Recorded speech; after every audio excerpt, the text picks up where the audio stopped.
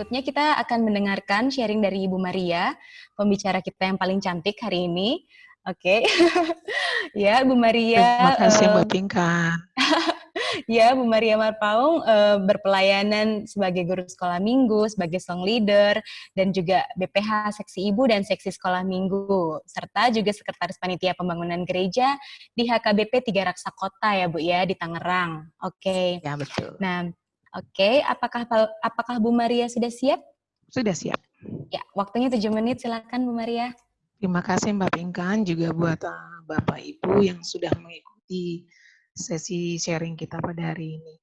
Jadi yang bisa saya bagikan di HKBP 3 Raksa, ketika memasuki masa pandemik, hal yang pertama kami rasakan itu ya bingung dan kaget. Ini juga berpengaruh pada kegiatan ibadah di gereja kami.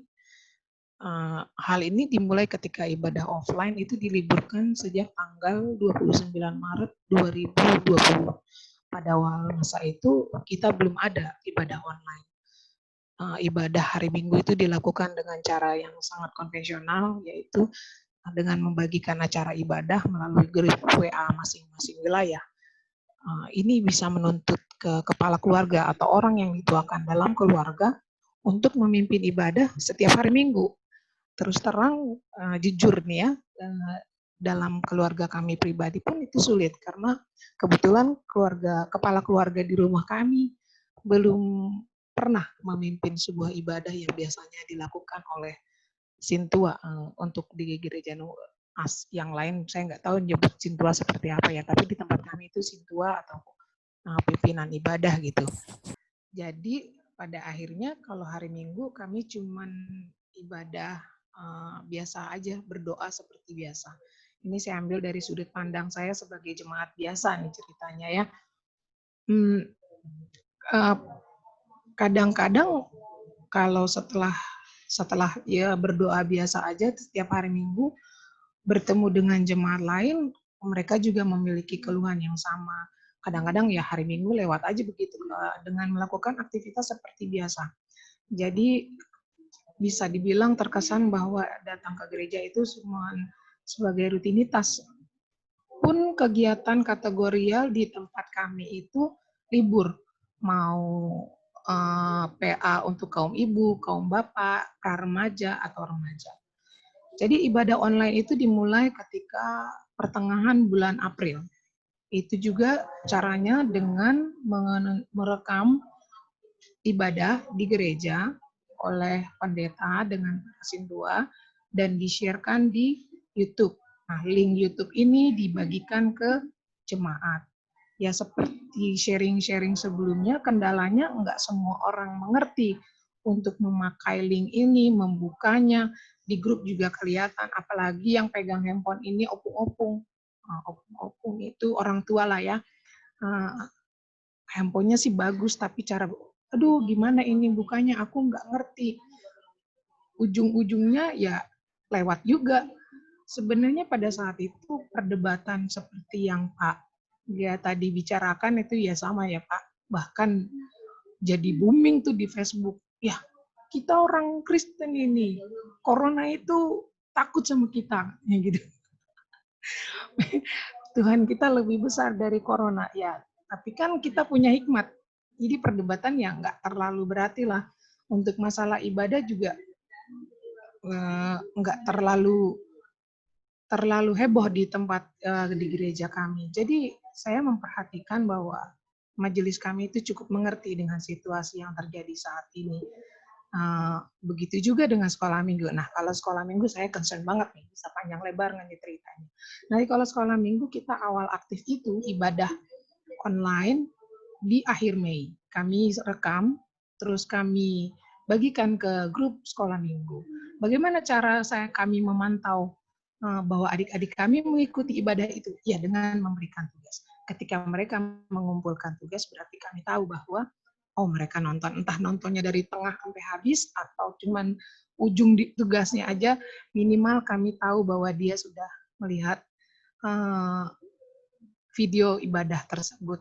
Jadi ya berarti sudah ditonton dan didampingi dengan orang tua.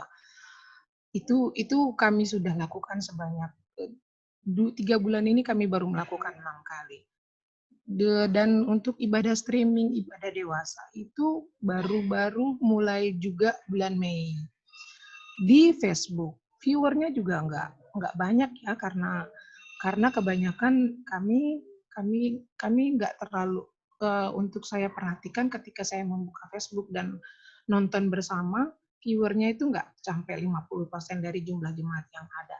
Ternyata ibadah online apapun itu bentuknya masih kalah, nggak usah munafik, itu masih kalah dengan kegiatan pribadi kita masing-masing, atau dengan seperti yang Pak Gea bilang, ibadah dari gereja yang lain.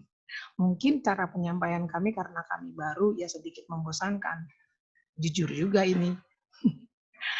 Terus memasuki masa new normal, gereja kami juga sudah mulai melakukan persiapan-persiapan sesuai dengan protokol kesehatan yang dianjurkan oleh pemerintah. Dan kami akan mulai ibadah offline itu minggu depan, tanggal 14 Juni dengan 4 kali ibadah. Pukul 6, pukul 8, pukul 15, dan pukul 17. 1 kali ibadah diikuti oleh 2 week, tapi itu dibatasi dengan 60 orang, karena gereja kami itu ruko dan kapasitasnya kecil.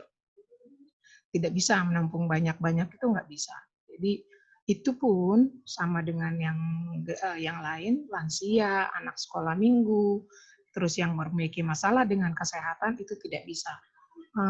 Baru-baru ini kami usulkan ke pimpinan jemaat kami supaya ketika offline, online-nya, live streaming-nya tetap jalan aja, Amang, supaya nanti yang di rumah bisa mengikuti bersama-sama. Yang di gereja ikut, yang di rumah juga bisa ikut. Usul kami ditampung, jadi nanti kita lihat tanggal 18 benar-benar dijalankan atau gimana, itu nanti tergantung kebijakan gereja. Untuk kegiatan kategorial seperti pendalaman Alkitab atau PHD di bahasa Batak bilangnya itu, kita masih tetap libur. Memang minggu lalu saya usul setelah saya tanya, saya orang tua anak 2 remaja, jadi saya tanya ke anak-anak saya, ada nggak kegiatan dari gereja, Dek, dikasih sama guru pembimbing kalian? Belum ada, Mah, katanya gitu. Kemudian saya usul ke Amang, bagaimana kalau kita ada PA online? Terus, oh sudah Inang, kita sudah siapkan dari awal sampai akhir, Oh, berarti dia bikin satu arah, seperti ibadah biasa. Terus saya katakan, kenapa nggak 2 arah?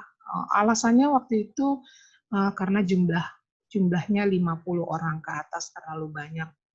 Oh ya sudah, tapi harapan saya mungkin juga harapan orang tua yang lain sebagai jemaat biasa, gereja kami bisa memanfaatkan teknologi yang ada sehingga semua bisa berjalan dengan penuh sukacita dan kita nggak kelaparan rohani gitu. Walaupun memang itu bisa kita dapat dari yang lain, kenapa? Kita berharap gereja kami juga bisa mengikuti seperti gereja-gereja yang lain. Demikian sharing dari kami. Terima kasih.